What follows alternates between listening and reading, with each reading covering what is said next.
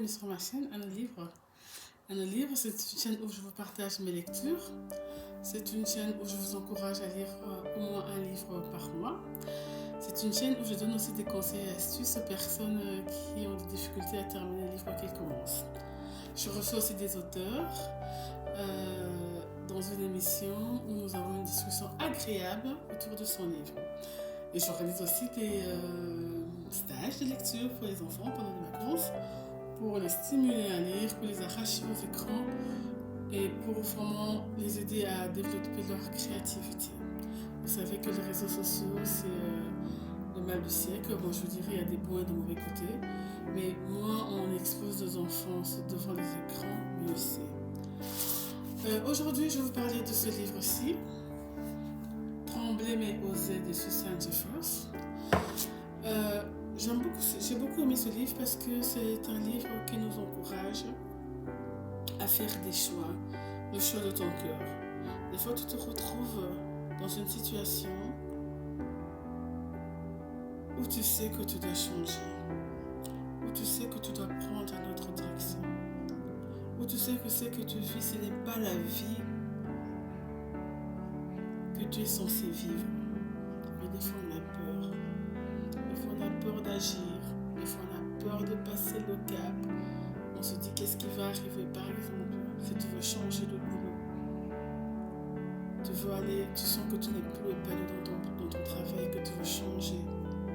Alors tu te dis, ici je suis bien, même si je ne suis pas bien émotionnellement. Mais j'ai de l'argent chaque mois, j'ai la sécurité d'emploi. Tu te dis, si je laisse, si j'abandonne, qu'est-ce que ça va arriver? Qu'est-ce qui va arriver? Ça peut être aussi changer de pays. Ça peut être changer de pays aussi. Ça peut être investir dans un business. Ça peut être beaucoup de choses, mais on a peur. Dans ce livre, Oser et trembler, c'est un livre qui nous donne de l'information sur la peur. Vous savez, on aura toujours peur. Vous savez, on aura toujours peur. Il y a une phrase qui dit « Être courageux, ça ne veut pas dire que ne pas avoir peur. Être courageux, c'est avancer avec la peur. Si aujourd'hui tu dois prendre une décision et tu es sûr que là où tu es, c'est pas là où tu dois être. Si tu es dans un endroit où tu te meurs spirituellement, où tu te meurs émotionnellement et que tu dois faire le pas, vous savez, des fois, ce qui est à nous, nous attend de l'autre côté de la porte. Mais on doit ouvrir cette porte. On doit ouvrir cette porte. Et pour ouvrir cette porte, il faut fermer la porte. Tu peux jouer sécurité.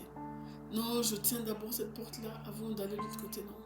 Des fois, ce qui t'attend attend que tu fermes notre porte-là. Tu peux être dans un emploi, tu n'es pas épanoui, mais comment sortir de là? Des fois, il faut faire le pas de la foi. Pour ceux qui sont chrétiens, le pas de la foi. Ayant ta conviction et en étant sûr de ce que tu fais, tu poses le pas.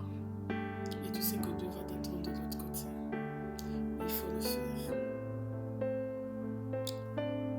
N'attends pas que ça soit... On dit qu'il n'est jamais trop tard, certes. Mais des fois, trop attendre aussi. Tu vas dire, ah si je savais, si j'avais osé, si j'avais fait ceci, j'allais peut-être. Je ne vous demande pas d'aller sauter au niveau de la falaise. Non, on reste raisonnable. Je ne vous demande pas aussi de quitter votre mariage. Non, on reste raisonnable. On reste raisonnable. La limite du raisonnable. Parce que je vois mes fils, ça va dire, ah non, moi je ne fais pas de ce mariage. Non, je pars, non. C'est ça. Assieds-toi. Arrange-la avant de prendre ta décision. Trembler mais oser. Il y a certains choix, certaines décisions, vous allez les prendre en tremblant. Mais faites-le. Vaut mieux aller quelque part où vous êtes épanoui que rester à un endroit où vous n'êtes pas épanoui. J'aime bien dire ça. On est ici sur la terre pour accomplir une mission. Si là où tu es, tu sens que tu n'accomplis pas ta mission, pose-toi des questions. Cherche pourquoi. Voilà, je voulais vous partager ce livre. Ce livre m'a aidé à prendre des grandes décisions, des bonnes décisions et m'a poussé à aller de l'avant. J'avais mes convictions, ça m'a dit ouais, va de l'avant et ça va aller. Voilà, c'était Natacha, un livre. Je vous demande de vous abonner si vous n'êtes pas encore abonné, de liker, de partager et surtout, d'aller chercher un livre qui vous parle. Lisez-le et mettez en pratique si c'est en conformité avec vos valeurs, évidemment. Je vous dis à la prochaine, je vous dis à nos livres et que Dieu vous bénisse.